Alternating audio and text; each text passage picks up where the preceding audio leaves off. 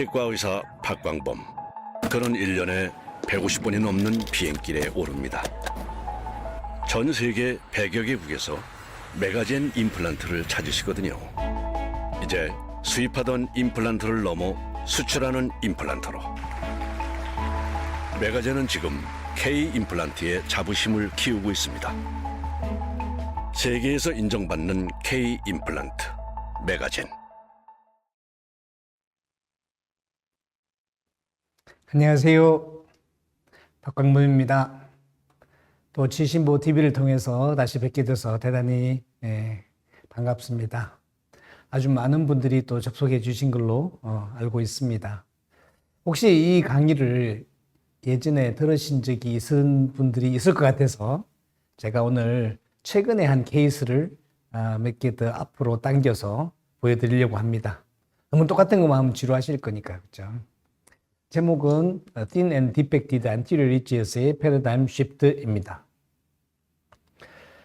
5월 16일에 오셨는데요. 사실은 지난주에 했던 케이스입니다. 넘버 11번에 디펙이 이렇게 있었습니다. 페리오 상태가 좋지 않고 라비알 쪽으로 퍼스가 나오고 있는 그런 상태였거든요. 이런 상태였습니다. 익스루전 되어 있고 하악의 치아가 상악을 이렇게 치고 있어서 CT 이미지에서 보시는 것처럼 라비알 본이 전부 다 사라진 상태이죠. 이런 케이스를 자주 만나실 텐데 어떻게 해결하실까요? 예전 같으면 저는 발치를 먼저 했습니다. 그리고 저렇게 지금 퍼스가 나오는 상태이기 때문에 힐링이 될 때까지 역시 한 달 반 정도 기다려서 이렇게 이제 수술에 들어가죠. 대개 보면 저기 라비알 플레이트가 없기 때문에 당연히 라비알 플레이트를 다시 재건하는 그런 리제너레이션 수술을 반드시 했을 겁니다. 그리고 나서 또 임플란트가 들어가고 또 보철물이 만들어지고, 근데 그 사이에 문제는 이런 프로세스가 좋은 결과를 만들어낼 수는 있습니다만은 그 과정이 복잡하고 또 시간이 많이 걸리고 여러 수술을 해야 된다는 그런 단점이 있었죠. 더 먼저 이 케이스에서 제가 그 CEJ에 왜냐하면 표시를 했습니다. 이 치아를 크라운을 그대로 템포러리 크라운으로 활용하기 위해서 이렇게 연필로 마킹을 했죠. 그리고 발치를 한 다음에 주로 링구알 쪽에 있는 팔라탈 쪽에 있는 그라뉴레이션 티슈만 블레이드로 살짝 제거했습니다. 라비알 쪽에는 뭐 본이 하나도 없고 또 굉장히 프레자일한 조직이 되어 있기 때문에 여기에 그냥 너무 큐레티지를 빡빡 해버리면 이게 조직도 약해질 수 있고 또 이게 퍼포레이션 되면 또 여러 가지 리제너레이션 하기도 곤란해지죠. 그래서 주로 팔라탈 쪽에 거기에 임플란트가 식립되기 때문에 그렇습니다. 그런 다음에 드릴링을 시작했습니다. CT상에서 이미 각도를 보고 있었기 때문에 당연히 약간의 팔라탈 쪽으로 식립이 됐겠죠. 여기 이제 알베올라 본과 치아의 위치가 있습니다. 여기에 드릴이 이런 식으로 위치가 되었습니다. 드릴링의 위치만 보시면 앞으로 임플란트가 되고 난 후에 라비알 쪽으로 어떤 본 디펙이 있을까 충분히 예상할 수 있습니다. 실제로 라비알 쪽에 거의 반 이상이 디펙으로 노출될 가능성이 있겠죠. 당연히 그렇게 되겠죠. 플랩을 열고 보면, 지금 플랩리스라고 그렇지, 플랩을 열고 보면 그렇게 되어 있을 겁니다. 그래서 약간 어둡게 해보면 이미지가 이렇게 중첩되어 있습니다. 그런 다음에 미리 계산된, CT상에서 계산된 그 픽처 사이즈를 선택된 픽처 사이즈를 이렇게 열고 식립을 했습니다. 이 케이스에서는 3.2코어에 4 곱하기 9 그리고 6mm의 픽처를 식립했습니다. 이 디멘전이 숫자가 4개가 돼서 좀 헷갈리실 수도 있겠지만 기본적으로는 4 곱하기 9 우리가 410 하듯이 스레드 파트는 410이다 490이다 이렇게 생각하시면 되겠습니다. 그래서 3.2는 코어의 다이아미터이고 4.0은 드레드의 다이아미터이고 그리고 나사 부분의 길이가 9mm, 머신드 커퍼 부분이 6mm인 부분입니다. 그래서 픽처가 식립이 되었습니다. CT상에서는 어떻게 보였을까요? 이렇게 보이겠죠? 이렇게 식립되었을 겁니다. 그리고 약간 연하게 보면 전체 거의 대부분의 픽처는 다 본 디펙이 없는 사운드반 본에 들어갔겠지만 아주 위에 있는 일부만 트레디드 파트는 약간은 노출되어 있을 거고요. 대부분의 그 디펙 부분은 이렇게 머신드 커퍼가 통과하게 되어 있습니다. 그런 다음에 고정은 아주 잘 나오죠. 이렇게 되면 고정은 뭐 거의 40뉴턴 이상 나오게 됩니다. 당연히 immediate temporization이 가능하겠죠. 그래서 템포리 실린더, 플라스틱 템포리 실린더를 이렇게 연결하고 원래 표시해놓은 대로 루트를 이렇게 잘라냅니다. 그 다음에 이렇게 어댑테이션을 해보죠. 거의 옆에 치하고 거의 아주 시메트리가 잘 맞는 그런 쉘이 만들어졌습니다. 내추럴 투스 쉘이 되겠죠. 여기에 소켓에 그래프트를 실시합니다. 너무 앞쪽에 본이 워낙에 없고 또 염적이 있는 상태에서 너무 패킹을 세게 하면 이 또한 블러스프라이라든지 좋지 않기 때문에 가볍게 본 매트릭스 1, BCP 신세틱 본으로 그래프트를 했습니다. 그 위에 자연치어로 만든 템포를 연결하고 가볍게 버티컬 매트리스 슈츠만 해줬습니다. 워낙 조직이 약한 상태였기 때문에 가볍게 이제 공간을 데드 스페이스를 줄여주는 정도만 했지 마지날 진지바나 또 파필라를 누르는 상태는 아닙니다. 물론 3일 전에 했기 때문에 지금은 결과가 없습니다만은 뒤에서 다른 케이스를 보여드리면서 그때 이제 이 결과를 유추하실 수 있을 겁니다. 당연히 저는 굉장히 괜찮은 결과가 얻어질 거라 믿어 의심치 않습니다. 두 번째 케이스는 죄송합니다. 이것이 파노라마 수술 후의 파노라마 사진이고요. 인트라오럴 엑스레이고 CT입니다. 우리가 수술 시에 플랩리스로 했지만 예측한 것처럼 상부 위에 약간만 트레드가 익스포즈 되어 있고요. 나머지 윗부분은 완전히 라비알 보온이 없어진 곳에는 BCP가 이렇게 패킹된 흔적이 보이고 있습니다. 그래서 소프티슈만 힐링 되게 되면 이것을 파이널 보철물로 들어갈 수 있기 때문에 저는 이런 경우에도 약 2개월 정도 후에 3개월을 넘기지는 않은 상태에서 최종 보철물이 들어갈 수 있지 않을까 생각하고 있습니다. 두 번째 케이스는 하악 전치부입니다. 31번의 치아가 이렇게 플로팅이 되었습니다. 벌써 플로팅이 됐는데 환자분이 발치하는 것을 싫어하셔가지고 레진으로 붙여놨다가 이제는 안 되겠다 해서 이제 발치를 하게 됐습니다. 보시면 그 옆에 오래전에 벌써 인터메조 임플란트가 식립되었고 지금도 잘 기능하고 있는 것을 확인할 수가 있습니다. 밑에 오른쪽에 있는 CT 사진을 보시면 배잘본이 그렇게 나쁘지 않죠. 형태도 괜찮고 크게 언더컷도 없고 그래서 굳이 플랩을 열 필요가 없겠다 해서 바로 플랩리스 수술을 하게 됐습니다. 발치를 하고 플랩리스 드릴링을 했습니다. 물론 플랩리스를 하실 때는 특히 하악에서는 블러스플라이에 또 오버히팅에 대해서 조금만 더 주의를 하셔야 되겠습니다. 너무 급하게 드릴링하기보다 조금 시간을 가지고 약간씩 뜸을 들이면서 드릴링 하시는 것이 훨씬 좋은 예후를 가지는 것 같습니다. 그리고 2.8에 3.5 곱하기 7 그리고 커퍼 6인 RE 시스템을 RE 임플란트를 선택을 했습니다. 시간은 너무 짧겠죠. 한 2, 3분이면 다 끝나는 수술입니다. 자, 수술에게 이제 어바트먼트가 들어있는 상태이고요. 마운트를 제거한 모습입니다. 이제 커넥션 엑스콘의 높이가 1.5mm 정도이기 때문에 이 케이스에서 마진의 위치가 어디쯤 있는지 여러분 가늠을 하실 수 있겠죠. 플랩리스를 하고 거의 진지발 마진에서부터 한 1mm 정도 서브에 있다. 그러면 실제 이 픽처의 마진은 2.5mm 밑에 있다. 이렇게 생각하시면 되겠습니다. 그리고 솔리드 포스트 어버트먼트를 연결하고 저게 다이아메터가 되게 가늘어서 크라운을 만들기가 되게 좋습니다. 템포리를 최사이드에서 하다 보니까 별로 예쁘게 안 됐습니다만은 환자분은 연세가 높으셔서 별로 신경 안 하시는 것 같습니다. 그냥 보기 싫지 않은 정도로 그냥 템포를 쉽게 해드릴 수 있었습니다. 10분도 안 걸린 어떤 그런 수술이라고 할 수 있겠습니다. 엑스레이 보시면 옆에 인터메조와 비교했을 때 상당히 튼튼하다는 걸 느끼실 수 있겠죠. 인터메조 참 괜찮았는데 가장 단점이 뭐였냐 하면 저 넥 부분이었습니다. 내기 가늘기도 2mm밖에 안 되거든요. 가늘어서 저기가 부러지는 경우가 상당히 있었는데 거기에 비해서 3.5mm 알이 2.8코어에 3.5지만 어떤 미니 사이즈 임플란트보다 튼튼한 그런 모습을 보이고 있습니다. 이 케이스도 역시 소프티슈만 조금 힐링되면 최종 보출물이 들어갈 수 있을 겁니다. 세 번째 케이스는 조금 더 복잡한 케이스가 되겠습니다. 이분은 연세가 50대 초반 여자분인데요. 50대 초반, 40대 후반, 50대 초반입니다. 50살이 안 되시는 것 같아요. 그런데 치아가 이런 상태가 되었습니다. 굉장히 힘든 그 덴탈 라이프를 보냈다고 우리가 짐작할 수가 있습니다. 치료 계획을 드리고 한참 동안 망설이셨습니다.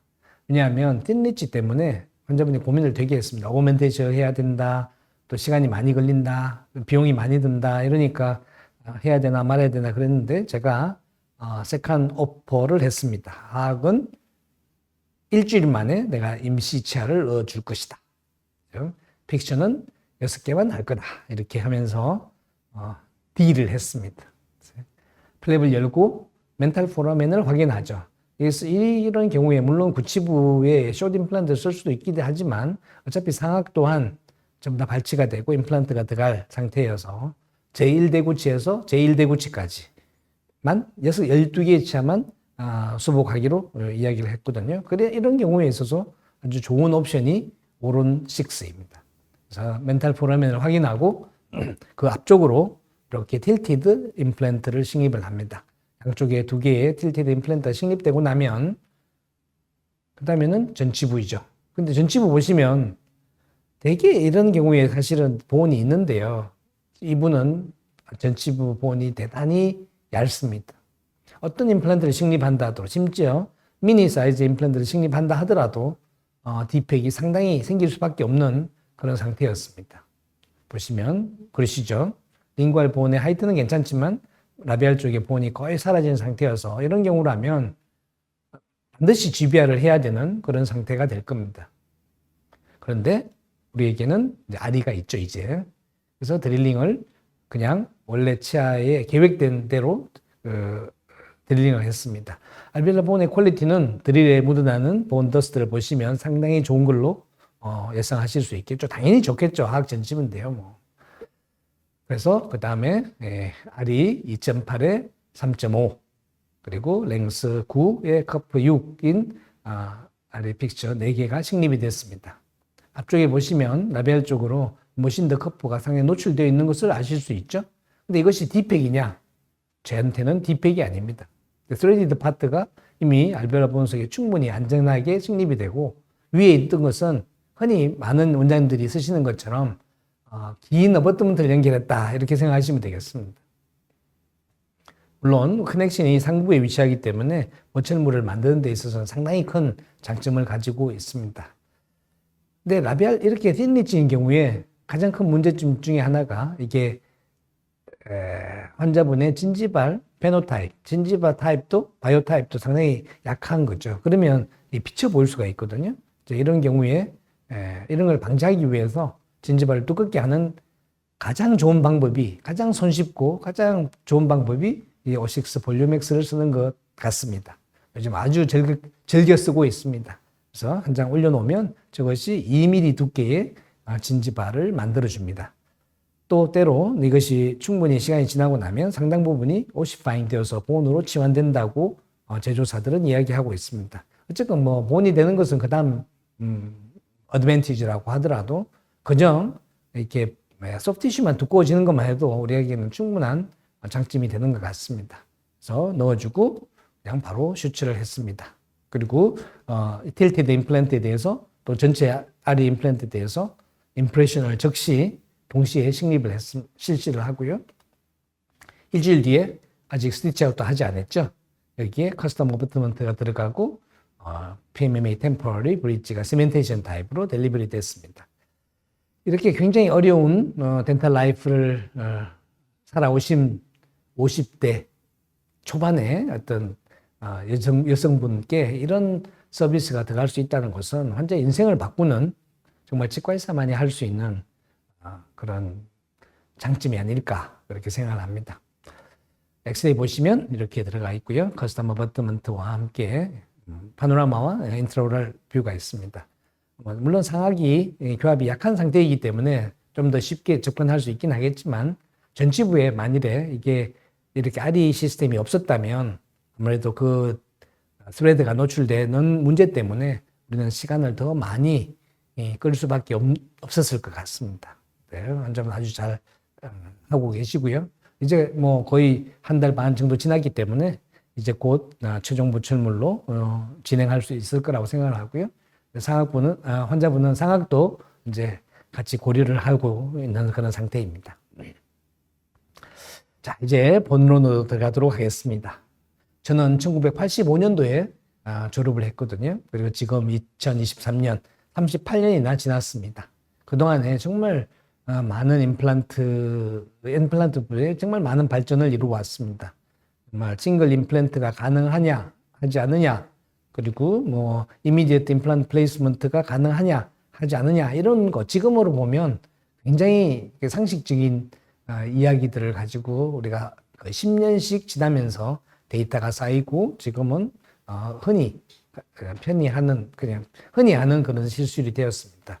저는 거의 그런 과정을 다 보고 겪고 한편 동조하면서 그렇게 살아왔다고 생각을 합니다. 뭐 정말 우리 제 멘토이신 토마스 선생님께 정말 많은 것을 수학을 했고요. 지금은 그 인생을 함께 살아가는 그런 즐거운 치과의사로서 살고 있습니다. 근데 여기에서 아직 해결되지 않은 한 가지 문제가 있었는데요. 그게 이 틴리치였습니다. 하악은 어찌 우리가 할 수가 있겠는데 쉽게 비교적 죄송합니다. 상악은 정말 힘들었습니다. 많은 분들이 제게 리퍼를 해주시는데요. 저 또한 쉽지가 않습니다. 그래서 컴플리케이션이 생기면 그것을 다시 리커버리 하는데 거의 뭐 1년 반, 2년씩 걸리고요. 또 환자분들의 따가운 눈총을 들어야 되고 이래서 개인적으로도 어떻게 하면 이것을 해결할까 정말 오랫동안 고민을 해왔습니다. 이런 경우가 있을 때 저는 이렇게 수술을 했었습니다. 임플란트를 식립을 하고 뭐 여러 가지 멤브레인을 쓰고 본그래프트를 쓰고 또 뭐 이렇게 프라이머리 크로즈 했다가 2차 수술을 하고 뭐 이런 과정을 통해서 어떻게든 치아를 만들어낼 수는 있었지만 오른쪽 하단의 결과를 보시면 과연 이렇게 힘들게 했는데 보호는 만들어졌습니다. 확실히 호리존탈 티크니스 만들어졌지만 버티컬 하이트는 꽤 잃어버렸죠. 과연 이것이 이렇게 힘든 고생을 해서 얻은 결과로서 만족할 만한 것인가에 대해서는 저는 아직도 만족하지 못할 것 같습니다. 역시 이런 케이스도 마찬가지입니다. 거의 머티니지에다가 보철물에 오리엔테이션 되는 임플란트 포지션을 정하고 코티컬 본에 퍼포레이션을 하고 본그래프트, 고아텍스, 릴리징 인시전, 레이어 슈처 그리고 세컨드 스테이지를 할 때 보면 정말 보호는 정말 잘 됐어요. 그래서 진짜 프라우드하게 여러분께 이 케이스를 함께 쉐어하고 그랬었습니다. 근데 10년, 11년이 지나고 나면 이렇게 케이스를 보면 아직도 환자분은 못 느끼고 계시지만 약간씩 크레스트 본이 내려간 것을 저는 확인할 수 있죠. 이때부터 저는 굉장히 스트레스를 먹고 있습니다. 이번 케이스도 아주 기억할 만한 케이스였는데요. 케이스를 보시면 역시 두 개의 치아가 4개의 브릿지를 서포트하고 있었는데 22번이 이렇게 캐리어스가 생기고 무너지면서 이렇게 다시 치아를 만들어야 되는 그런 상황이 됐습니다. 플랩을 열었을 때 리치가 나쁘지 않죠. 사실 이 정도 같으면 그냥 쉽게 가는 임플란트를 쓰고 해도 될 것 같습니다. 근데 이때만 해도 이 정말 뜨거운 피가 흘러가지고 어떻게든 간에 완벽한 결과를 만들고 싶었습니다. 그래서 리지 스플릿을 하고 파셜 리지 스플릿을 하고 픽처를 식립하고 그 위에 다시 오그멘테이션을 하고 PRF를 쓰고 릴리징 인시전을 하고 또 2차 수술을 한 다음에 저때만 해도 2010년, 2011년 때만 해도 사실 질코니아라는 제조가 그다지 흔하지 않았습니다. 이제 그때도 이렇게 질코니아로 커스텀 어버트먼트를 만들고 세라믹으로 크라운을 만들고 해서 나름대로 나 잘했지요 라고 자랑을 했었습니다. 그래서 3년, 5년 괜찮습니다.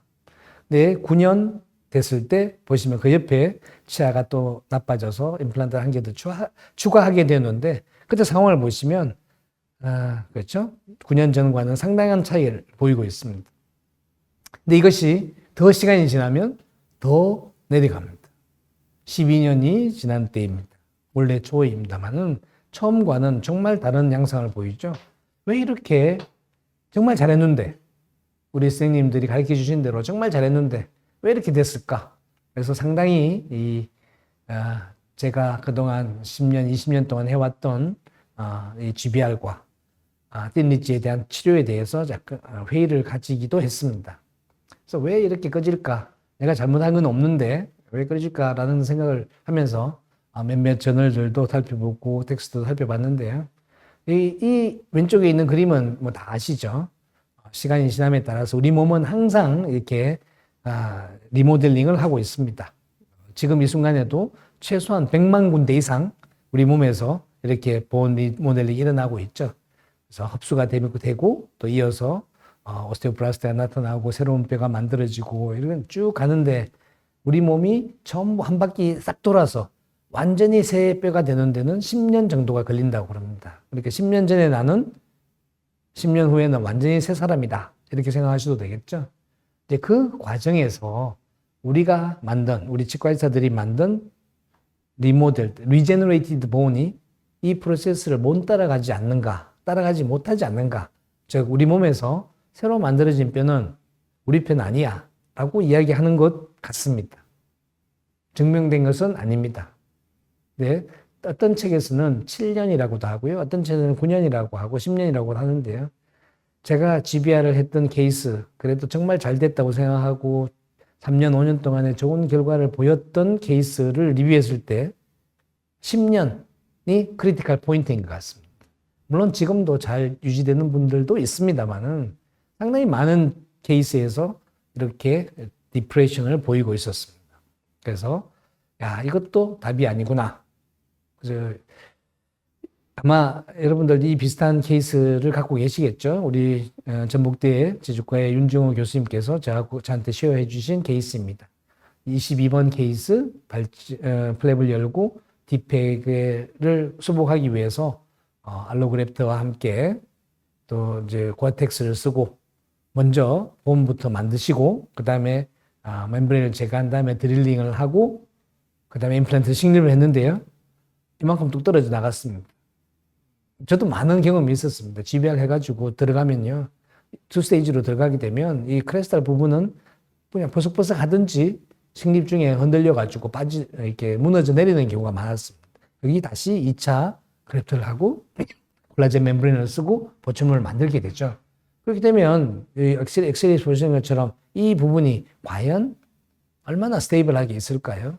저렇게 프라이머리 클로즈를 하고 이렇게 만들었는데도 이렇게 몇 개월이 지나서 이런 상태를 보이는데 과연 이렇게 어디셔널하게 알로그래프트를 했을 때 이 본은 얼마나 단단하게 얼마나 오랫동안 유지될까요? 알로그래프트는 그래도 좀 나은데요. 상당 부분의 지노그래프트, 보바인 본들은 한참 후에 레이트 페일리어가 종종 보고되고 있습니다. 임플란트 주변에 저기 소켓 그래프트를 하는 경우에 이렇게 바이오스가 시퀘스트륨에 대해서 통째로 떨어져 나오는 그전에는 되게 멀쩡하죠. 멀쩡하게 잘 있다가 어느 순간에 뻥 이렇게 해서 떨어져 나오게 됩니다. 아마 여러분들도 경험이 있지 않을까 싶습니다. 지금 우리가 갖고 있는 많은 분들이 갖고 있는 생각이 보바인 본은 내 본이 아니다. 결국은 본처럼 보일 뿐이지 결코 내 본이 아니다. 라는 그런 생각들이 모여지고 있는 것 같습니다.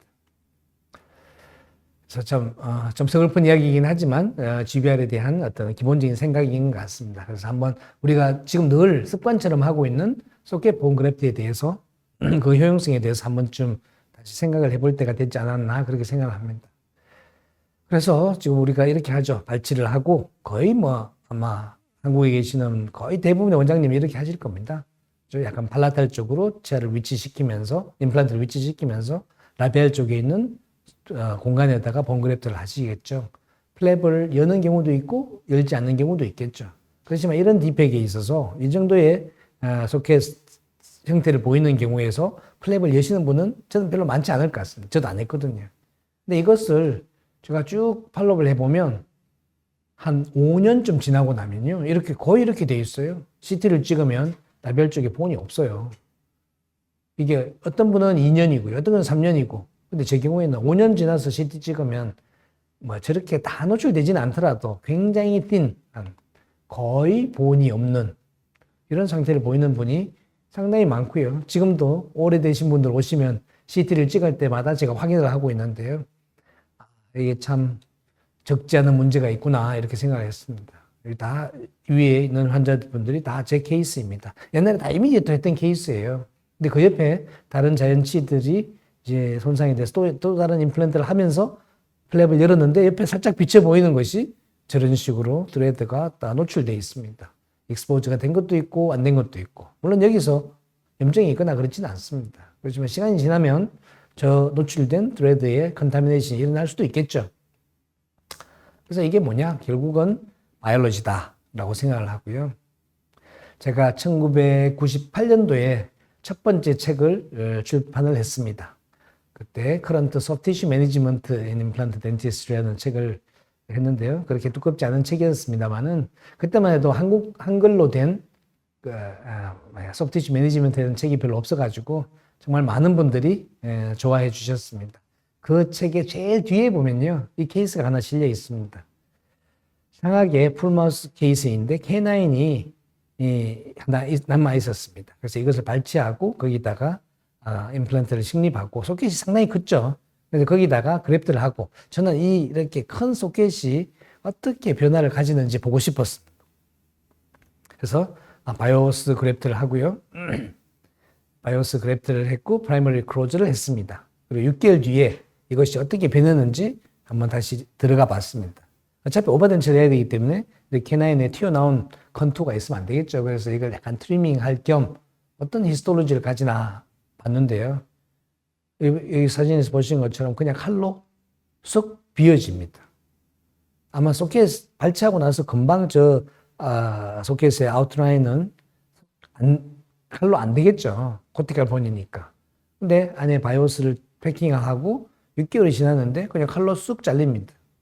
그것을 히스톨로지를 해봤습니다. 이렇게 H 스탠에서 보시면 왼쪽 조직 사진 왼쪽에 보시면 위에 약간의 코티칼 본이 있습니다. 저는 이것이 이 사람의 휴먼 리액션이라고 생각합니다. 이 안에 들어있는 바이오스가 바이오 컴패터블 하죠. 그래서 이 바이오 컴패터블한 머티리얼을 노출시키지 않도록 하기 위해서 이것을 코티칼 본을 최소한으로만 남겨두는 겁니다. 그렇기 때문에 겉으로 보면 저것이 코티칼 본 컨투어가 남아있는 것처럼 보입니다. 그렇지만 안에 들여다보면 본이 아니죠. 바이오스를 그래프트 했을 때 실제로 뉴본의 양은 새로 재생된 휴먼 내추럴 본의 양은 상악동에서조차도 15%를 잘 넘지 않습니다. 그러니까 그냥 필러로서 있는 거지 실제로 본이 아니다라는 거죠. 또 전치부의 이게 치아의 룻대의 위치를 나타내는 조셉 칸의 논문에서 보면 이런 클래스 1부터 클래스 4가 있습니다. 타입 1. 클래스 1이 82% 정도로 가장 많고요. 그리고 라비알 쪽으로 루트가 위치하는. 그리고 가운데가 뭐 클래스 2, 링괄 쪽에 있는 것이 클래스 3.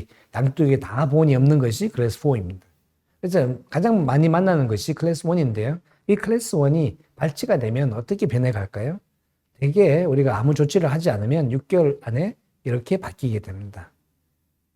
그래서 그동안 2000년대 초반에서부터 2010년대까지 거의 한 10년 정도에 거쳐서 정말 많은 논문들이 있었습니다. 어떻게 하면 이 변화를 막을 수 있을까? 중지시킬 수 있을까? 딜레이 시킬 수 있을까에 대해서 공부를 많이 했었습니다. 논문이 되게 많았죠. 근데 두 그룹으로 나뉘어졌습니다. 유럽과 라틴 아메리카. 우리가 라틴 아메리카 좀 얕보지만요. 브라질이나 이쪽에 정말 이 리서치 파워가 강합니다. 라틴 아메리카 쪽에서는 이미디어트 임플란트 플레이스먼트를 하게 되면 이 디멘셔널 체인지를 줄일 수 있다, 막을 수 있다라고 했고요. 유럽에서는 cannot, 막을 수 없다라고 막 싸웠는데요. 결국은 끝나고 났을 때 결국은 끝이 뭐냐? 유럽 승입니다. 어떤 일을 해도 막을 수가 없다. 알베올라 봉은 immediate place를 하든 그 안에 봉 그래프트를 하든 자기가 갈 길을 간다. 시간에 물론 약간의 딜레이먼트가 있어서 그 효과를 우리가 즐길 수는 있겠지만 바이올로지는 바이올로지다. 자연을 거스를 수는 없다는 것이 30년이 넘게 지나서 요즘 제가 느끼고 있는 그런 상황입니다. 근데 이제 또 한 가지 또 다른 질문입니다. 페리임플란타이티스가 생겼습니다. 그래서 본로스가 생기면 여러분 어떻게 하세요? 뭐 리제너레이션 하는 방법도 있을 것이고요. 리섹티브 하는 크게 보면 두 가지 방법이 있겠죠. 리제너레이션 정말 많이 시도를 해봤습니다. 타이타늄 브러쉬도 쓰고 레이저도 쓰고 여러 가지 무슨 세균을 없애는 그런 방법도 쓰고 하면서 본그래프트를 했는데요. 되는 경우가 1이면 안 되는 경우가 9였습니다. 이거는 믿을 수가 없죠. 정말 이 리제너레이션 하려면 정성을 정말 많이 기울여야 되거든요. 그래서 그런데도 10% 정도밖에 성공을 못했습니다. 그렇다면 안 하는 게 맞겠죠. 이 케이스에서도 지금 보시면 이제 벌써 2002년도 했으니까 20년이 넘은 케이스입니다만은 괜찮다가 한 15년 정도, 13, 14, 5년 지나서 앞에 임플란트가 페리임플란트 본로스가 생겼습니다. 뒤쪽에 세 개는 괜찮은데 앞에가 망가졌죠. 근데 그 앞에 K9이 캐렛으로 무너져서 거기에 임플란트가 필요했습니다. 그래서 저는 요즘은 망설이지 않고 이렇게 임플란트 플라스틱을 합니다. 깨끗하게 스레드를 제거하고 최대한 팔리시드 서피스를 만들려고 노력을 합니다. 완전히 팔리시 되기는 정말 액세시빌리티가 부족해서 그렇지만 이렇게 깨끗하게 해놓으면 염증이 없어져요. 깨끗해졌죠? 염증이 없어지고 퍼스 지쳐지고 없고 환자의 불편함도 없어졌습니다. 이것은 과연 어떤 모습일까요? 우리가 트레드 위에 좀 긴 커프를 가진 그런 임플란트 디자인이 아닌가요? 그렇죠? 그렇게 된다면 이렇게 인플라메이션이 없어질 텐데 결국은 이렇게 인플라메이션이 생기는 여러 가지 원인이 있겠죠. 양치가 안 된다든지 주변 조직에 문제가 있다든지 있긴 하겠지만 한 가지 임플란트 쪽에서의 중요한 팩터는요. 결국은 나사 그리고 러프드 서피스, SLA나 RBM 서피스가 컨타미네이션을 유지하는 거죠. 그렇기 때문에 이것이 없는 것이 더 이렇게 헬스해지지 않겠냐 라는 생각을 하게 되었습니다. 이분도 제가 잘못했죠. 뒤에 레스큐가 있으면 거기 픽처 탑을 같은 레벨에 위치시켰으면 좋았을 텐데 너무 플랩리스 하는 바람에 이렇게 위치가 안 맞았습니다. 그리고 위에 지금 트레드가 당연히 이것은 이렇게 레벨이 낮아지고 수밖에 없었죠. 그래서 플랩을 열고 트레드를 샥 제거했습니다.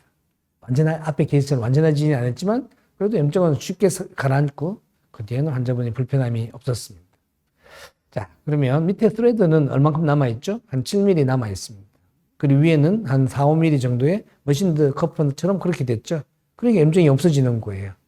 그렇다면 디팩이 예상되는 곳에서는 이렇게 만드는 게 맞지 않을까? 나사가 있고 위쪽은 머신드로 그냥 팔리시드 커프처럼 만들어지게 되면 모든 곳에 하시라는 게 아닙니다. 이렇게 디팩이 있는 곳에 하는 겁니다. 이렇게 되면 이렇게 염증을 미리 예방할 수 있지 않겠느냐라는 것이 제 생각이 됐습니다. 한 3년 전부터 이것에 대한 고민을 우리 연구원들과 함께 심각하게 했습니다. 그래서 이 RE 엑스콘 시스템이 탄생하게 되었습니다. 마치 페리임플란타이티스를 선제적으로 치료해 놓은 듯한 그런 디자인이 됐죠. 자, 여기서 이제 우리가 발치와가 있으면 또는 디시그니지가 있으면 알베올라 본이 자기 갈 길을 간다고 아까 말씀드렸죠. 알베올라 본은 우리가 어떻게 하든지 간에 자기 갈 길을 갑니다. 그래서 이 알베올라 본이 변해가는 흐름을 미리 예측을 하고 그 변화와 무관한 곳, 그러니까 우리가 아는 베잘본이죠. 이 베잘본에 트레드 파트를 위치시켜서 오센트레이션을 확실히 하고 어차피 흡수되어 갈 부분은 그냥 머신드 커프로 처리해보자 하는 것이 기본적인 아이디어였습니다. 그러니까 두 가지 존입니다. 존 오브 오센트레이션. 근데 진지바 컨트롤도 임플란트 성공에 굉장히 중요하죠. 그러니까 위쪽은 zone of contourization. 이렇게 생각을 정립하고 나니까 굉장히 심플해졌습니다. 이 세 가지 정리해서. 첫 번째는 되게 thin ridge였습니다. 이분은, 이 경우는 참 힘들죠. 이분도 양쪽 사이너스까지 다 된 상태에서 저한테 리퍼가 됐습니다. 보시다시피 구치부는 리지가 넓고 사이너스가 잘 되어 있습니다. 근데 전치부는 전부 다 얇죠. 특히 센트럴 인사이저 쪽은 상당히 얇아가지고 높이도 상당히 제약이 있었습니다. 플랩을 열면 다들 예상하신 대로 전치부 thin ridge가 됐습니다. 여기에 치아가 들어갈 곳에, 치아가 위치할 곳에 이렇게 드릴링을 하고 식립을 합니다. 이렇게 10번 쪽은 그래도 본 하이트가 있어가지고 이렇게 됐지만 20번대 쪽은 이렇게 노출될 수밖에 없었습니다. 원래 리지가 띵하니까 어쩔 수가 없죠. 근데 이 상태가 앞에서 제가 세 번째 케이스, 최근에 한 세 번째 케이스를 보여드린 것과 똑같죠. 이렇게 노출된 것이 이게 노출이냐? 기존의 임플란트 개념으로 보면 이거는 디팩입니다. 그렇지만 아리 시스템에게는 노출이 아닙니다. 이거는 정상적으로 다 식립된 겁니다. 오른쪽에 있는 K9, 3번 위치에 식립된 블루 다이몬드 보시면 저기는 한 1mm, 1.5mm 정도 라비알 쪽으로 디팩이 생겨 있죠. 저는 이거는 디팩이라고 봅니다. 이것은 리제너레이션이 돼야 될 상대의 대상이지만 전치부는 아닙니다. 다 된 겁니다. 물론 이니셜 스테빌리티가 되게 좋았습니다. 전치부에 있는 틴리지인 경우에는요, 본 덴시티가 되게 좋습니다. 되게 우리가 흔히 이야기하는 타입 3 이상입니다. 그래서 40뉴턴 충분히 얻어집니다. 그러면 전치부잖아요. 템포럴 바로 해드려야 되죠. 그러니까 당연히 템포럴 해드리죠. 템포럴 실린더, 플라스틱 템포럴 실린더 연결시키고요. 그 다음에 템포럴 만들면 되는데 아까 말씀드렸죠. 이렇게 틴리지는 라비알 진지바 또한 되게 얇습니다. 이렇게 얇은 경우에 그냥 두면 나중에 저게 비쳐 보일 수도 있고요. 진지바 컨투어에 또 좀 좋지 않은 영향도 있고 해서 이게 보온을 좀 올려줍니다. 그리고 멤브레인도 설치해 주는데 이것은 우리가 전통적으로 이야기하는 GBR을 위한 본그래프트가 아닙니다. 컨투어를 만들기 위한 행위라고 볼 수 있죠. 근데 저렇게 올리는 것도 자꾸 이제 귀찮아지기 시작했습니다. 그래서 더 심플한 방법. 이게 O6 볼륨엑스입니다. 지금 이 케이스에서는 제가 좀 큰 O6 볼륨엑스에서 반으로 접었습니다. 그러니까 두 겹이 됐죠. 저 한 겹이 2mm입니다. 두 겹 하면 4mm가 되거든요. 그러면 저렇게 언더컷이 있는 데가 충분히 좋은 진지바 컨투어가 만들어집니다. 슈처를 하고 템포리제이션을 적시해주고 자, 이거는 디팩이 없습니다. 앞쪽에 보온이 올라가고 멤브레인이 같지만 이것은 진지바를 위한 조치였죠. 저 안에 베자본에 식립된 저 스레드는 과연 얼마 만에 오센트레이션 될까요? 저는 요즘 6주밖에 기다리지 않습니다. 소프트티슈 힐링은 2달 정도 기다립니다. 그러면 둘 합해서 모집합이 2개월이 되겠죠. 대개 2개월이면 저는 상태에 들어갑니다. 최종 보철물에 들어가는데요. 2개월 뒤에 모습이 이렇게 되어 있습니다. 그렇죠? 여기에 최종 보철물이 이렇게 장착이 됐고요. 이게 최종 보철물입니다.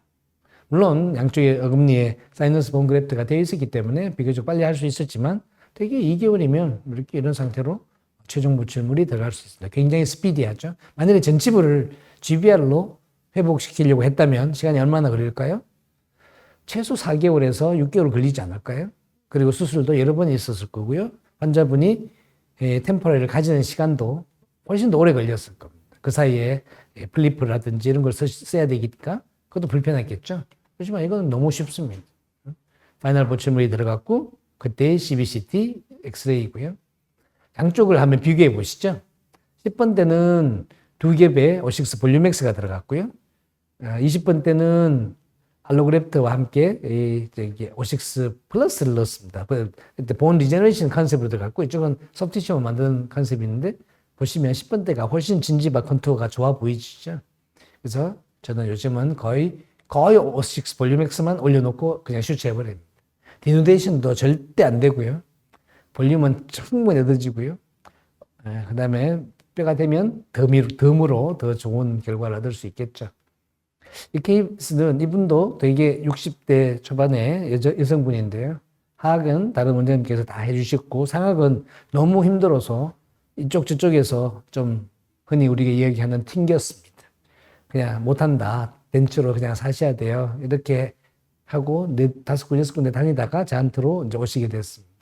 해봅시다. 구치부에 사이너스 하면 되는 것이고, 과연 저 전치부를 어떻게 할 거냐.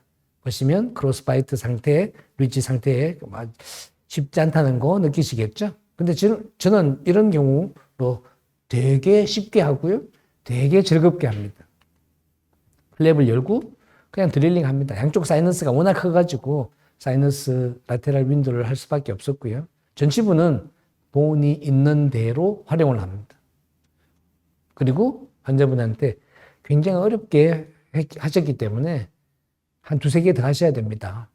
본이 약하기 때문에 그랬을 때 한 번도 놓으라고 하신 적이 없습니다. 그래서 결과적으로 임플란트 더 많이 하시게 된다는 거죠. 그리고 그 위에 이렇게 이 굴곡이 있죠. 알베올이 막 꺼지고 이렇게 굴곡이 된 부분은 지금처럼 그냥 평탄화 작업만 합니다. 이렇게 오버 빌드업 하라고 했죠. 오버 빌드업이 아니라 이것은 진지바 만드는 거거든요. 그래서 진지바 컨토어 이렇게 맞춰주고 굴러다니지 않게 이렇게 본 멤브레인을 이렇게 올려줍니다. 어떤 멤브레인 쓰셔도 관계없고요. 사실 어떤 본그래프를 쓰셔도 관계없습니다.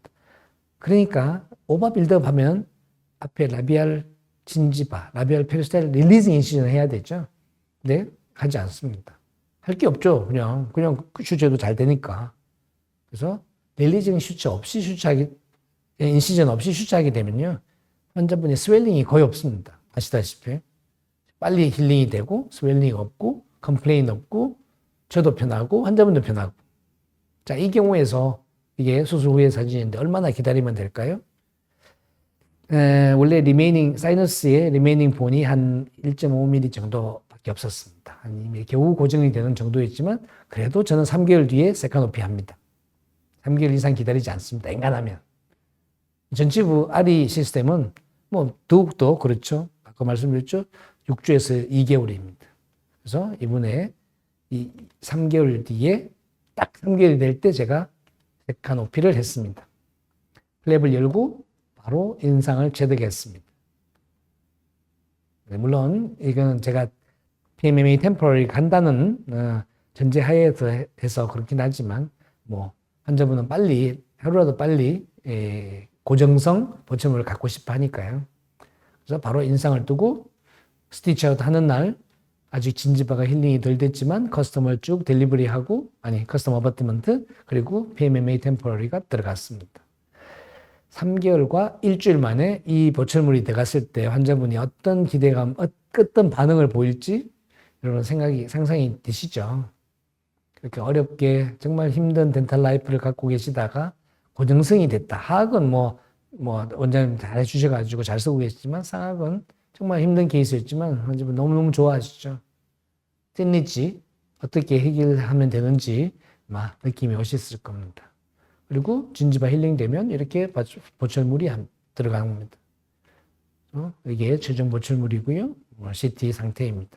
이 배잘본에 들어가 있는 본들은요.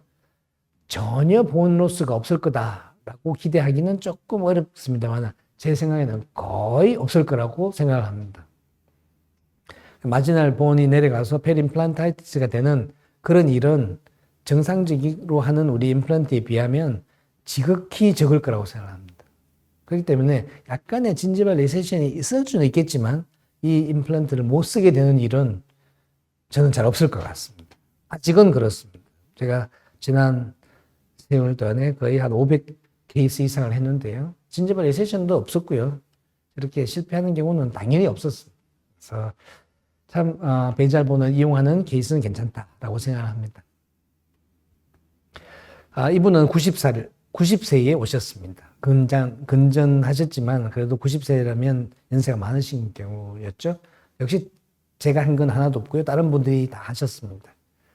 옛날부터 많은 임플란트 하셨는데 전치부에 식립한 4개의 아주 가는 임플란트가 2개는 빠지고 2개는 부러져서 저한테 오셨습니다. 해낼 방법이 있느냐? 리치가 이렇게 얇습니다. 당연히 힘들겠지만 우리한테는 아리가 있거든요. 그래서 저는 이런 경우 웰컴하고 바로 합니다. 플랩을 열고 부러진 임플란트를 제거했습니다. 1.6mm짜리 사실은 템포러리용 임플란트였죠. 우리가 크레스트에다가 눈에 초점을 두게 되면요. 이 임플란트 선택할 수밖에 없습니다. 크레스트 두께가 2mm도 안 되는데요. 뭐. 그렇지만 우리는 배잘본을 쳐다보고 있거든요. 이 배잘본에 식립될 부분을 측정하고 드릴링을 한 다음에 나사 부분은 완전 식립되게 만들고 나머지 부분은 다 노출되게 만듭니다. 이 경우는 정말 드물게 10mm의 커프 화이트를 가지는 아리가 필요했습니다. 길게 노출된 거죠. 이렇게 식립이 됐고요. 이게 마운트를 제거했을 때의 모습입니다. 모든 나사 부분은 다 본 안으로 들어갔습니다. 익스포즈 된 것은 그냥 긴 머신드 커프만 나왔다 이렇게 보시면 되겠습니다. 이 위에 O6 볼륨맥스 한 장만 올려놓으면 끝입니다. 당연히 릴리징 없이 슈처하고요. 바로 때 제가 예상했던 것보다 나잘 플로어 위에 밑에 있는 뼈가 좀 양이 작았습니다. 그래서 예상보다 한 2mm 정도 나잘 플로어 조금 더 들어갔습니다. 원래는 한 1mm 좀 되게 지나가지 않겠냐 했는데 거의 한 절반 정도 지나간 것 같습니다. 물론 환자분은 아무 증상이 없었습니다. 그리고 2개월 정도 지나서 2차 수술하고 임프레션 뜨고 커스텀 어버트먼트 템포러리 했다가 최종 보철물이 이렇게 들어갔습니다.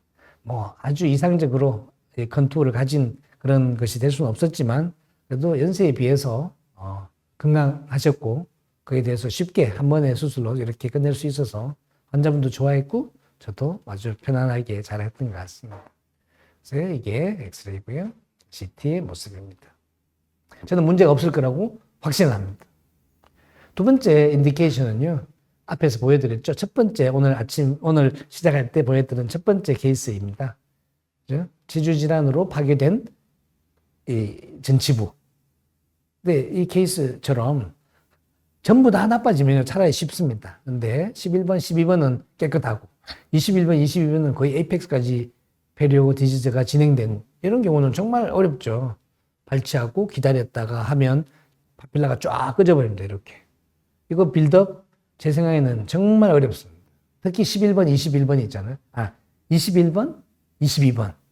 센트럴과 라테랄에 두 개가 연속해서 빠지면요. 파필라를 만든다는 것이 제가 얼마 전에 해외에서 오신 친구가 있어가지고 한번 케이스를 봤는데요. 수술 6번 하고 2년 정도 걸렸습니다. 그런데도 불구하고 완전한 케이스가 안 만들어요. 저도 그런 경험이 있었거든요. 지금은 그렇게 하지 않습니다. 발치와 동시에 바로 식립합니다. 단 기억해야 될 것은 나사 부분은 건강한 뼈에 나사가 아닌 부분 그러니까 커프 머신드 커프는 컨투어로서 통과할 수 있게 디펙을 통과할 수 있게 이렇게 식립을 합니다. 나사 부분도 다 식립됐죠. 그러면 이제는 오세인티레이션은 문제가 없다는 거죠. 이제 해야 될 일은 진지발 컨투어만 만드는 겁니다. 그죠? 그러니까 여기에 컨투어를 고정은 잘 되기 때문에 역시 이미디어트 템포라이제이션 할 겁니다. 그러다가 컨투어를 잘 오랫동안 유지해 줄 수 있는 본 매트릭스 1, BCP를 하고 약간의 그래프트, 멤브레인을 치죠. 이게 슈처했습니다. 잘 발치한 치아를 이렇게 다시 다듬어서 템포러리 들어가고요 하고요. 이렇게 하면 2개월이면 이런 힐링을 보입니다. 뭐 특별히 다른 거 한 게 없죠. 그냥 한 번 수술에 2개월 후에 소프티슈 컨투어가 이렇게 딱 만들어지는 겁니다. 전용 모철물이 들어갔습니다. 뭐 11, 12만큼 파필러리 하이트가 높진 않지만 그래도 이 정도면 제가 했던 다른 GBR 정상적인 우리가 흔히 이야기하는 정상적인 방법으로 했던 그런 그 케이스에 비해서 전혀 손색이 없는 그런 결과를 너무나 쉽게 얻을 수 있었습니다. 근데 이거는 케이스를 이제 플랩을 열어 보였죠. 첫 번째 케이스처럼 저는 요즘 다 거의 플랩리스로 합니다. 발치하고 안에 있는 그라니션 티슈 가볍게 나이프로 살짝 도려내고 빡빡 긁어내지 않습니다. 우리가 그라니션 티슈를 왜 다 제거하죠? GBR 하기 때문입니다. 본을 만들어야 되거든요. 그렇기 때문에 그라니션 티슈가 있으면 GBR이 방해가 됩니다. 근데 우리는 GBR 안 할 거거든요. 그래서 약간의 그라니션 티슈를 남겨두는 것이 차라리 컨투어를 만드는데 훨씬 더 유리합니다. 그래서 마지날 진지바에서 저 밑에 루트 에이펙스까지 그리고 뼈가 있는 사운드한 본이 있는 곳까지의 흑공 그 디펙 사이즈를 측정을 하니까 8mm였습니다. 그래서 그로부터 7mm를 더해서 15mm를 드릴링을 했습니다. 이렇게 드릴링을 하면요. 7mm 저 파트는 완전히 본 속에 다 들어갔을 것이고 그 위에 있는 소켓은 이렇게 컨투어리제이션, 컨투어 존이 되겠죠. 그렇게 이렇게 식립이 되고요. 원 스테이지 하고 물론 템포러리 할 수 있었는데요. 그날 너무 바빠가지고 저기 원 스테이지로 끝냈습니다. 본그래프트 하고 슈츠하고 이렇게 힐링이 되는 거죠. 나사부가 식립된 모습을 보이시죠? 그대로 저기는 퍼펙트한 본 퀄리티를 보입니다. 그리고 힐링이 된 다음에 임프레션 뜨고 커스텀 템포러리 했다가 파이널 보철물이 만들어졌습니다. 얼마 걸렸을까요? 2개월입니다. 오세인트레이션은 6주, 소프티슈 힐링 2개월. 그렇기 때문에 2개월 후에 인상 뜨고 이렇게 지나가는 겁니다. 뭐 플랩을 여는 것보다 훨씬 더 심플하고 주변에 진지발 컨투어가 훨씬 더 쉬워집니다. 뭐 비슷한 케이스죠. 크레스트에 어떤 일레귤러리티가 있는 이런 본 디펙은 이제는 저는 너무 쉽게 합니다.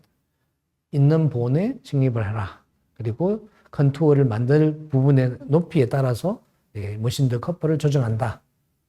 당연히 고정은 잘 될 것이고 우리가 저기에다가 만약에 본을 끝까지 만들어야 된다. 멤브레인을 통해서 해야 된다. 이러면 프라이머리 클로즈 해야 되잖아요. 그럼 세컨드 스테이지 해야 될 것이고 그로부터 템포러리 해야 될 것이고 무조건 가야 되는데 지금은 고정이 잘 되냐? 늘이라기보다는 95%는 잘 될 겁니다. 그래서 바로 원 스테이지 하죠. 저기 플라스틱을 만든 이유가 혹시라도 이상한 포스가 가해지게 되면 저게 부러지라고 플라스틱을 만든 겁니다. 그래서 너무 물론 교합은 신경 써야 되겠지만 걱정 안 하시고 그냥 템포러리 바로 만드셔도 됩니다. 그리고 컨투어 하고요. 템포러리 바로 해드리고요. 이게 CT의 모습이고 역시 얼마? 2개월이겠죠.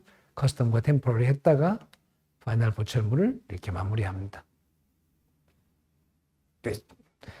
이런 케이스 보시면서 제일 먼저 질문이 진지발 리세션 올 텐데 라고 이야기를 하시거든요. 진지발 리세션 아직 한 케이스도 없었습니다. 제가 뻥치는 것 같죠. 그런데 진짜 한 케이스도 아직은 진지발 리세션이 없었습니다. 이런 케이스도 굉장히 좀 익셉셔널한 케이스입니다. 페리오돈타이티스와 페리임플란타이티스가 겹쳐가지고 그냥 폭탄을 맞았습니다. 뻥 뚫렸습니다. 이런 상태에서 힐링이 된 상태로 저한테 리퍼가 됐습니다. 만일 이 케이스를 제가 처음부터 봤으면요. 저는 동시에 했을 겁니다. 제거하고 앞에 케이스처럼 제거하고 그라니티슈 석작 제거하고 안에 식립을 하고 이 슈링키지가 오지 않도록 제가 만들었을 겁니다. 근데 이미 이렇게 상태에 왔죠. 플랩을 열어보니까 이렇게 뻥 뚫렸습니다. 이 정도를 GBR, 이런 케이스도 GBR을 많이 했었습니다. 근데 GBR을 하면 거의 10mm 버티컬 오구멘테이션이 돼야 되고요. 오리지널로 6mm 이상의 두께가 만들어져야 합니다. 이 정도 같으면 어떤 본을 쓰냐에 따라 다르긴 하겠지만 거의 6개월 기다립니다. 디아이선스 없어도 6개월은 기다려야지 크리스탈 본이 그나마 그 퀄리티가 괜찮았었거든요. 근데 지금은 안 합니다. 그냥 있는 본이 있냐, 얼마나 있느냐 보고 거기에 그 있는 본에 완전히 식립될 스레드를 정하고 그 위에 디펙을 완전히 통과할 그런 머신드 커퍼를 선정하면 끝입니다. 그런 다음에 컨투어를 만들고 이 케이스는 워낙에 디펙이 컸기 때문에 제가 프라이머리 클로즈를 했습니다. eng간하면 제가 원 스테이지 하거든요. 그래서 이게 CT의 모습입니다. 디펙과 스레드의 관계를 확인하실 수 있겠죠. 어때 진지버가 하나도 없었습니다. 그래서 나중에 머슬 풀이 생길 것 같아서 프리진지발 그래프트를 했습니다. 자, 이 경우에는 얼마나 지났을까요? 2차 수술하고 커스텀과 템포러리가 들어가는 데까지 딱 3개월 걸렸습니다. 프리진지발 그래프트 때문에 한 달이 더 걸린 겁니다. 오센트레이션 벌써 다 됐죠. 2개월이면 끝났을 거니까. 소프티시 컨트롤 됐는데 지지 때문에 조금 더 기다린 거죠. 그리고 파이널 보철물이 이렇게 들어갔습니다. 크라운이 형태가 굉장히 어색하시죠? 저도 되게 어색했습니다. 처음에는. 근데 지금은 저런 걸 보면서 되게 기분 좋아하고 있습니다. 하악도 마찬가지입니다. 페리오가 나빠지게 되면 플랩 열면 라비알본이 하나도 없죠. 흔히 보는 이야기입니다. 되게 이런 건 어떻게 하세요? 원장님께 여쭤보니까 나는 저 밑에다 식립하고 어버트먼트 긴 거 써요. 정답입니다. 근데 그렇게 되는데 거기에 커넥션 부분에 항상 또 문제가 있죠. 항상은 아니지만 문제가 있을 수 있죠. 그래서 GBR 하는 것보다는 그게 쉽고 그렇게 하는 것보다는 RE가 훨씬 더 쉽습니다. 그러니까 밑에 똑같은 원칙이죠. 밑에 나사 부분은 건강한 배자부에 들어가고 나머지 디펙 부분은 그냥 그 위에 통과시키고 전치부인 경우에는요 이렇게 아까 보셨죠? 솔리드 포스트를 연결하면요 저 솔리드 포스트 두께가 2.3mm 밖에 되지 않습니다. 그래서 템퍼레이도 금방 만들 수 있고 자연치해 가장 작은 치아에 4mm 정도밖에 안 되는 폭의 하악 전치부도 거의 건투를 잘 만들어 줄 수가 있습니다. 옆에 치아도 이거는 마찬가지죠. 이쪽에는 미니 임플란트가 식립되어 있고 나머지 3개의 전치부가 망가졌습니다. 이런 경우에 보면 보시죠. 밑에 언더컷이 있습니다. 꽤 이렇게 만져보면 밑에 언더컷이 있습니다. 이 언더컷이 만일에 우리가 미니를 식립하게 되면 이 라비알 쪽에 노출이 될 수도 있겠죠. 노출되나 안 되나 보려고 플랩을 약간 열어야 됩니다. 조금 약간 언더마이닝해서 확인을 해야 되겠죠. 근데 지금은 할 필요가 없습니다. 그냥 물론 CT에서 보온의 전체 전반적인 흐름은 이렇게 컨투어는 보셔야 되겠지만 그냥 저렇게 플랩 리스를 하고 식립을 합니다. 그리고 저 커프 부분이 이 언더컷을 통과할 것이기 때문에 아까 두 번째 케이스 보여드렸죠? 제일 앞에 그저께 한 두 번째 케이스 보시면 똑같은 케이스입니다. 템퍼러리 고정이 잘 되기 때문에 지금 커스텀 대신에 기성 어버트먼트 연결하고 템퍼러리 체어 사이드에서 바로 만들어주고 그죠? 그다음에 시간이 지나서 힐링되면 거의 파이널 보철물이 들어갑니다. 엑스레이 찍으면 앞에 케이스와 같이 미니나 인터메조보다 훨씬 더 건강한 든든한 그런 픽처가 되어 있다는 것을 확인하실 수 있을 겁니다. 두 개의 전치부 41번, 31번이 두 개 없어졌다. 이런 경우에는 저도 그랬지만 아마 한 개만 식립하고요. 옆에 캔틸레이브로 다세요라고 이야기를 들으셨을 겁니다. 저도 거의 그렇게 했습니다. 근데 그렇게 하면 아무래도 이게 좀 불안정해 보여요. 근데 지금은 당연히 두 개를 식립합니다. 두 개의 작은 치아에 한 개를 식립하고 캔틸레이브 하거나 두 개를 식립하지 말라는 이유가 뭘까요? 이것은 인터임플란트 디스턴스가 좁고 그래서 파필라가 꼭 내려갈 거다. 그래서 소프티슈 에스테틱에 문제가 있을 거다라고 이야기를 했죠. 그래서 이거 안 되게 하면 되죠. 왜 그러냐? 그건 디자인의 문제입니다. 그래서 발치하고 3.5mm 커프 6. 그러니까 우리로 치면 3.5 곱하기 7 커프 6을 두 개 식립을 했습니다. 나란히 식립을 하고 거기에 솔리드 포스트를 연결했습니다. 이렇게. 그 다음에 크라운을 템포럴 만들었죠. 오른쪽 하단에 엑스레이를 한번 보시죠. 저게 이 RE가 하악 전치부에서 정말 잘 될 수 있는 핵심 요소입니다. 밑에는 4mm 복이고 그 위에는 3.2mm 코어하고 그 위에는 2.3mm 포스트입니다. 이렇게 되니까 올라올수록 점점 공간이 커지죠. 그렇게 되면 이 인터 임플란트 디스턴스, 인터 임플란트 스페이스에 소프티슈가 충분해집니다. 우리가 썼던 다른 임플란트 생각해 보시죠. 대개는 크레스탈 부분이 제일 넓고 밑으로 쭉 이렇게 가늘어지게 됐죠. 이렇게 되면 당연히 사이에 소프티슈가 부족합니다. 왜 그런 디자인을 우리가 많이 가지고 있냐 하면 아직도 세계적으로 저명하신 이 사이언티스트, 파이어니들이 코티칼 본에서 스테빌리티를 얻어야 된다고 생각하기 때문입니다. 코티칼 본을 버려야 됩니다. 코티칼 본의 디펜던시를 가지게 되면 위가 굵을 수밖에 없어요. 밑에 내리고 가늘게. 그러면 스페이스가 없죠. 이 RE는 베이스가 넓고 위로 올라올수록 좁게 되어 있습니다. 그렇기 때문에 스페이스가 충분하고요. 보시다시피 결과가 아주 잘 나오게 됩니다. 그래서 이 RE에 대해서 제가 오늘 좀 장황하게 말씀드렸습니다만 저는 전치부에 있어서 정말 이것보다 더 편리한 시스템은 아직은 없지 않는가. 물론 우려가 있긴 합니다. 약하지 않냐? 미니 투피스보다 훨씬 강하고요. 원바디보다 한 50% 정도 강합니다. 그러니까 부러질 이유가 없고요. 혹시라도 과도한 교합력이 가해지면 어디가 부러지냐면 어버트먼트 쪽에서 파절이 일어나도록 되어 있습니다. 픽처가 부러지지 않는다는 이야기입니다. 그리고 진지발 리세션이 두 번째 가장 큰 퀘스천이었습니다. 리세션이 오면 어떡할 건데? 안 내리가게? 리세션이 오기 전에 우리는 어떤 현상을 가지냐면 정치나 에피세럼이 먼저 다운그로스를 하고 포켓이 형성되죠. 그게 염증이 생기고 나면 그다음에 이제 본 로스가 생기는 건데요. 그래야 또 진지바가 리세션이 오는데 거기에서 가장 큰 역할을 하는 것이 그러니까 서컴프렌셜 파이브입니다. 포켓을 막아야 됩니다. 에피세리얼 마이그레이션을 막아줘야 되거든요. 그래서 이 아주 17 마이크론의 아주 띤 라운드한 그루브가 3mm 구간으로 길게 되어 있습니다. 이 구간을 따라서 저렇게 서컴프렌셜 파이브가 만들어질 거기 때문에 에피세리움이 포켓 에피세리움이 다운그로스 되지 않습니다. 실제로 환자한테 해보면요, 프로빙이 거의 들어가지 않습니다. 그래서 죄송합니다.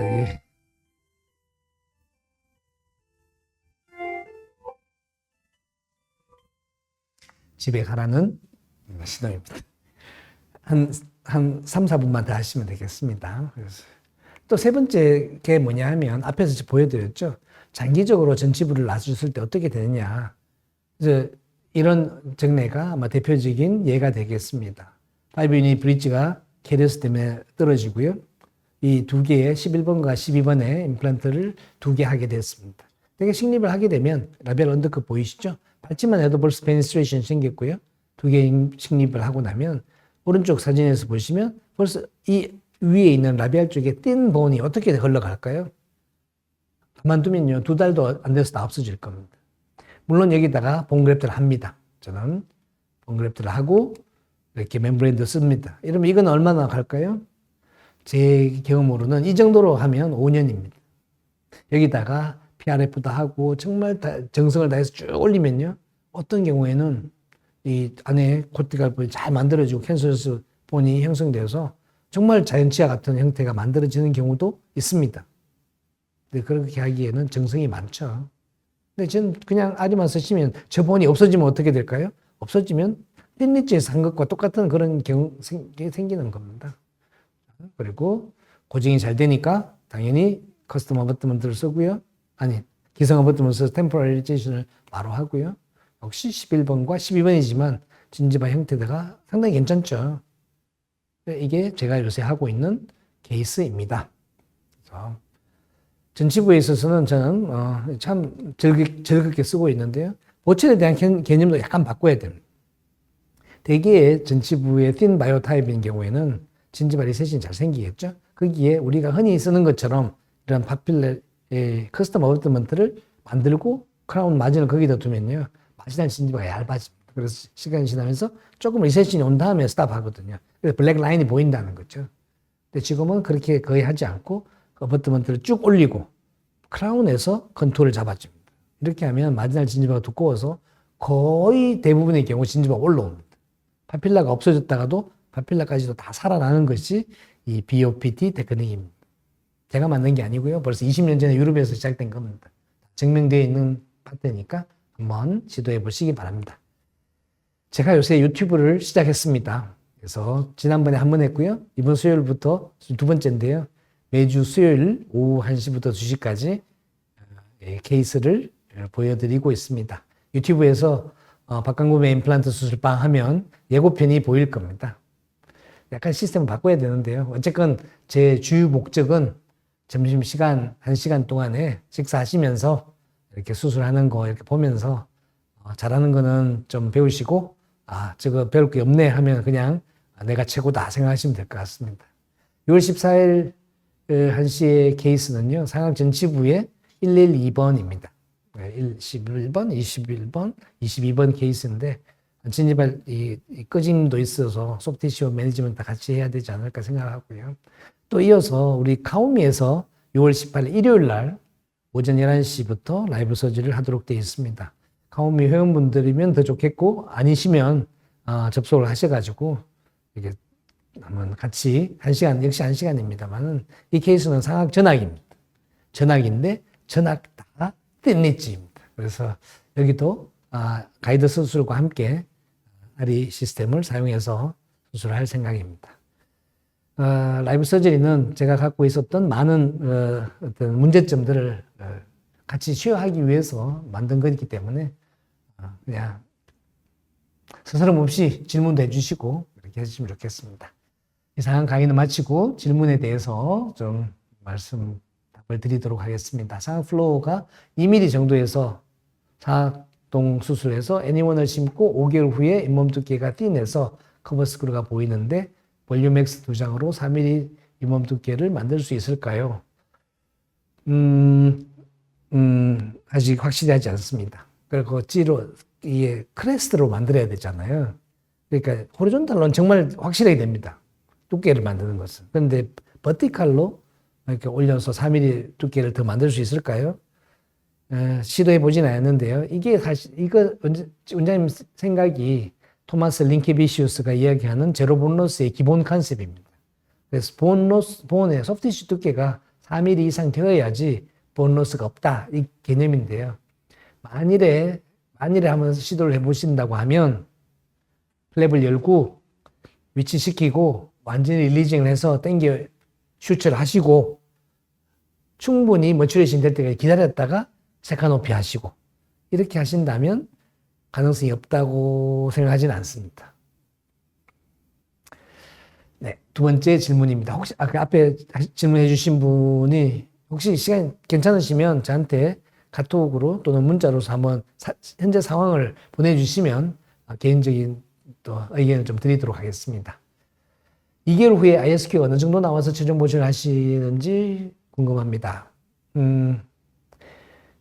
블루 다이몬드를 주로 쓰고 있는데요. 블루 다이몬드는 30뉴턴 센티미터 정도의 토크가, 인서션 토크가 나오면요. 75, 80, 85까지 금방 올라갑니다. 2개월 후에, 그리고 이것을 매주 체크를 해보면요. 역시 NH처럼 드랍다운이 없습니다. 그냥 그대로 가거든요. 2개월 뒤에 ISQ 측정하면 다 75에서 85 사이입니다. 그래서 처음에는 측정하지만 그다음부터 측정 안 합니다. 당연히 그 정도 나올 거라고 생각하니까요. 물론 확인을 해보고 싶다면 경우에 따라 다릅니다. 75 이상이라면 얼마든지 하실 수도 있고요. 그렇지만 60 밑으로 떨어진다면 로딩과 그 스크루 타이트닝에 대해서 좀 주의를 하셔야 될 것 같습니다. 세 번째 질문. 소위 말하는 나사산 말고 그 위에 스무스 서피스 부분에 그래프트를 하시는데 가끔 그 그래프트 한 부분에 본은 형성되는지요? 본 형성 일부 되겠죠. 근데 본을 만들려고 하는 거 아닙니다. 소프티슈 컨투어만 잡아주라고 하는 거거든요. 근데 실제로 우리가 프라이머리 클로즈를 했어요. 완전히 다 덮였다고 생각해서 두면 그 머신더 서피스지만 일부 오센트레이션이 일어날 겁니다. 근데 머신더 서피스에서는 로딩이 가해지면 금방 오센트레이션이 떨어집니다. 그러니까 엑스레이에서 보면 본 로스가 아니라 리니어하게 레디오 루선시가 나타납니다. 쭉 리니어하게 타고 내려갑니다. 근데 그것은 원래 우리 의도가 그거였기 때문에 큰 문제는 없는 것 같습니다. 본은 안 만들어지도 괜찮습니다. 그래서 볼륨엑스를 더 좋아하는 겁니다. 결국 머신더 서피스는 롱 정시던 에피셀리움으로 힐링되는 건데 임플란트 주위염에 잘 저항할 수 있을까요? 네, 머신더 서피스에 머신더 서피스만 두면 말씀하신 것처럼 거의 100% 롱 정시던 에피셀리움이 내려올 겁니다. 그래도 위에 약간은 이렇게 다시 커넥티브 티슈 같은 것이 프로텍션에서 유지되겠지만 대단히 위험하겠죠. 그래서 이것을 개발하면서 가장 신경 썼던 것이 진지바 리세션이었어요. 포켓의 형성이었습니다. 그래서 그루브를 굉장히 많이 연구를 했는데요. 17마이크론이라는 그루브는 독일에서 나온 논문입니다. 그루브에 대해서 어떻게 하면 에피셀리움의 마이그레이션을 막을 수 있을까 하는 많은 연구 중에 하나가 그 논문의 답이 17마이크론이었습니다.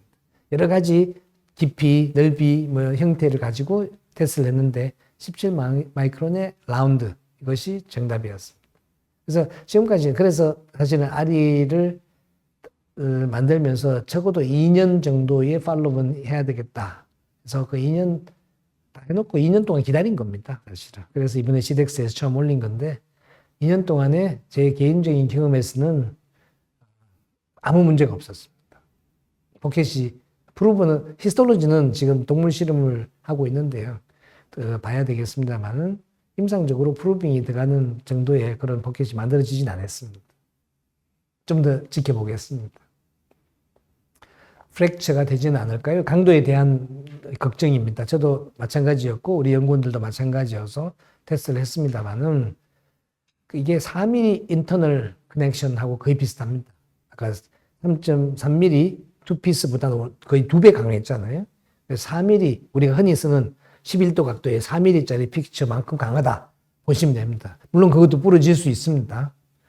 그래서 절대 안 부러집니다라고 이야기는 못하지만 그냥 이 정도의 2.8mm, 3.2mm 정도의 픽처가 가지는 강도는 4mm 노멀 인터널 커넥션 픽처가 가지는 것과 거의 같은 강도다 라고 생각하시면 될 것 같습니다. 어벗 타이트닝 토크는 20N. 네, 어벗트먼트는 저는 엔간하면 손으로 그냥 하고 맙니다. 15N 정도면 충분할 것 같습니다. 왜냐면 안에 이게 엑스콘이라고 익스터널 코니칼 그러니까 그냥 일반 스트레이트가 아니고요. 5도의 각도를 주놨습니다. 이게 NLH의 5도 각도를 거꾸로 뒤집어 놓은 속으로 이렇게 돼 있는 것을 이렇게 만들어 놨다 보시면 되죠. 그렇기 때문에 손으로만 쪼아도 이게 어버트먼트 스크루를 제거해도 떨어지지 않습니다. 그래서 그 정도 같으면 그냥 15N? 손의 힘이 10N 정도 되죠. 그래서 그 정보다 조금 더 하는 20N까지도 사실 필요 없습니다.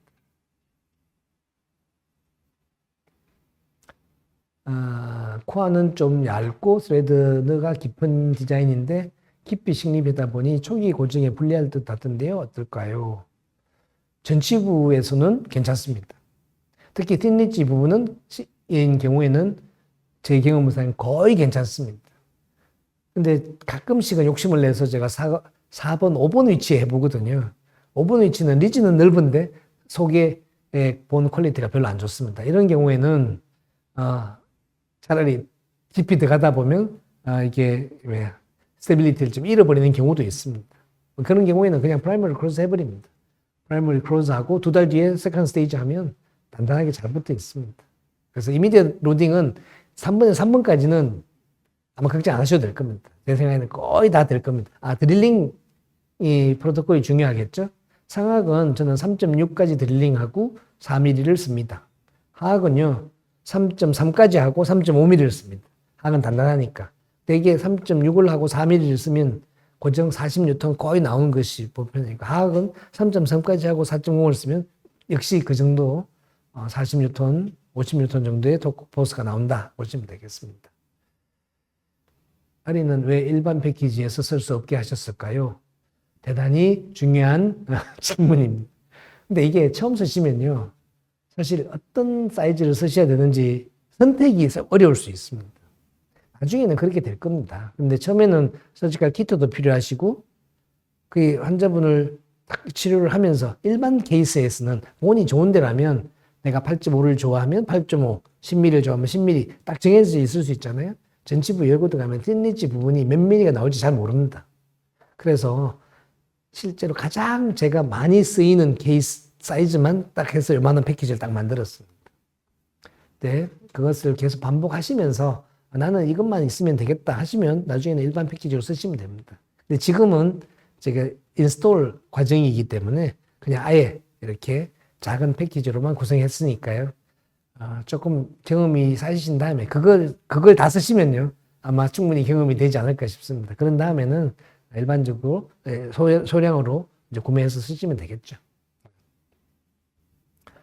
상악 소구치 신리지 환자가 있는데 블루다이몬드 직경 3.7mm입니다. 3.7이 있고 4.1이 있는데요. 소구치도 경우에 따라 다르겠죠. 그래서 이게 교합력이 얼마나 집중될 수 있는 환경인가 더 중요한 것 같습니다. 교합력이 집중되는 경우라면 차라리 조금 더 깊이 들어가고 4.1을 선택하겠습니다. 근데 정말 쭉 내려가면서 전체가 얇은 경우라면 저는 3.7 네로 다이메탈을 사용하게 됩니다. 그 정도면 충분히 강한 것 같습니다. 하리 타입 픽처를 제가 사용했을 때 트랩파임 말고 방법이 있을까요? 부러지는 걸 전제로 한 말씀입니다. 그죠? 안 부러져야죠. 제거해야 된다면 제 생각에는 그냥 라비알 쪽을 본을 치는 것이 더 나을 것 같습니다. 트랩파인을 가지고 들어가게 되면 하지만 링괄 본조차도 손상을 받기 때문에 만일에 아직 하나도 없었습니다만은 만일에 이렇게 된다면 저는 라비알 쪽에 윈도우를 만들고 앞쪽으로 이렇게 빼내도록 할 것 같습니다. 네, 하여튼 뭐 오랜 시간 함께 이 늦은 시간까지 함께 해주셔서 대단히 감사합니다. 케이스는 제가 이런 비슷한 강의를 계속 앞으로 또 할 거거든요.